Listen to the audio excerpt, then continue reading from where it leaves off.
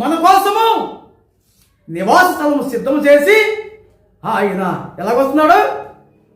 యోధా గోత్రపు రాజుగా వస్తూ ఉన్నాడు.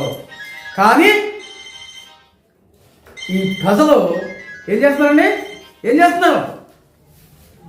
చేస్తున్నారు? పుట్టాడమ్మా పుట్టాడు, బుల్లు బుట్టలో పుట్టాడు, పశువుల తొట్టులో పెట్టారు. ఏం పాట? ఓకే రైట్, పాడాలి. మరి మీరెందుకు చేశారండి క్రిస్మస్ అని అడుగుతారేమో. ఎవరి కోసం? ఎలాగ పుట్టాడో తెలియనటువంటి వాడికి మనం ఏం చేస్తున్నాము? తెలియజేయడం కోసము వాళ్ళ మధ్యలో క్రిస్మస్ చేస్తున్నాం. దేవుని స్తోత్రం కలుగును గాక.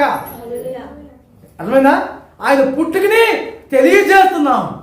మరి ఆయన పుట్టుకని తెలుసుకున్న వాళ్ళు ఏం చేయాలి? ఆయన రాకడ కోసము ఎదురు చూడాలి. దేవుని స్తోత్రం కలుగును గాక. రాకడ గురించి ప్రకటించాలి క్రైస్తవులకి. ఆయన రాకడ గురించి ఏం చేయాలంట? తెలియజేయవలసిన దినాలు ఇవి. దేవునికి మహిమ కలుగును గాక.